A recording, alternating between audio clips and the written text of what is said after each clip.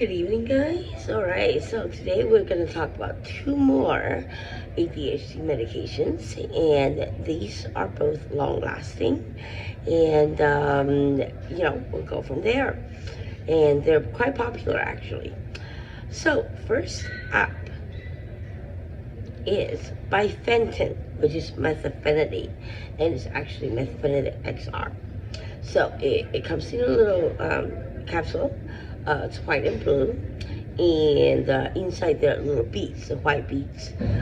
Some say that you can actually grind it up and snort it or do whatever else to it, but I would not do that. That gets rid of the mechanism that works to your body, what it's designed for, actually.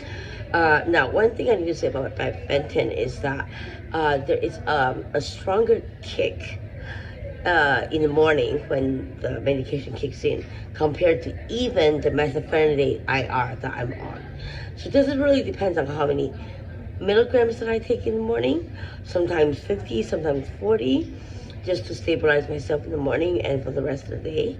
Biphentin, when it kicks in, I didn't like it. I loved it to the point that I want to feel the high for the initial 1 hour that it kicked in, and I did not want that to happen because that it's a sign of a possible addiction or abuse, or it becomes abuse. And I personally talked to my doctor about that, and I said that it does work, not as well as the IR, but when it kicks in, it really works. I gotta tell you, you can feel it, and it feels good. For ADHD people, it calms them down, really focuses them. So I'm not gonna really talk about the mechanism, how it is. 40% of it is immediate release, 60% is extended release. So when it kicks in, the immediate release after half an hour, 45 minutes, you can really feel it. Even on a very high dosage like me, 150 milligram of methylphenidate IR per day, that's a very high dosage, and that's because of my tolerance. And I can still feel the Biphentin when it kicked in, so it's gonna be something for other people. All right, so what I want to talk about is actually the hour by hour chart, how Biphentin works. So here it goes. All right, so when we get into the first 0 to 1 hour, it's the initial absorption begins. The subtle onset, many feels a little mild effect. Around 1 to 2 hours, for me it's around 45 minutes to an hour, immediate release portion becomes active, and that's when I feel that little kick high that I didn't like, because it makes me crave for it, and I didn't like it. Increasing the alertness and the focus begins. 2 to 3 hours into it, first peak from the immediate release fraction actually is noticeable, and extremely noticeable actually. And improvement of attention, reduced impulsivity, and increased patience and executive function kicks in, and it works extremely well during those hours. 2 to 3 hours into it.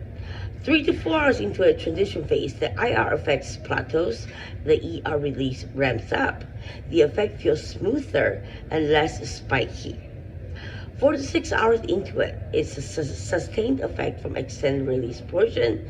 It is more mild, it is more calming. However, you don't have that kick anymore, and I wasn't able to focus without that kick, and which is very similar to the immediate release methylphenidate, which Biphentin is methylphenidate. But I don't feel the kick because I guess maybe I'm using medication, or some other reason that it is very different from Biphentin, and I asked my doctor as well as the pharmacist, and we all agreed that yes, there is a kick to it, and that's the reason why I didn't really like it. I don't want it. I wanted for my body to use it for educational reasons, like making this video. I would take 1.5. I'm underdosing, but I would take that before I do a video. Increase your motivation, your attentiveness, and all that. And yeah, blah blah blah blah. That's my problem. All right, 4 to 6 hours into it, you start getting stable focus, cognitive control, and typical steady face. The sustained effects are from extended release portion. The immediate release obviously is gone since it's 6 to 8 hours, 4 to 6 to 8 hours into it. All right, so the continued therapeutic plateau with slight gradual decline may begin towards the end of this window between 6 to 8 hours into it. Lastly, 8 to 12 hours, the effects taper.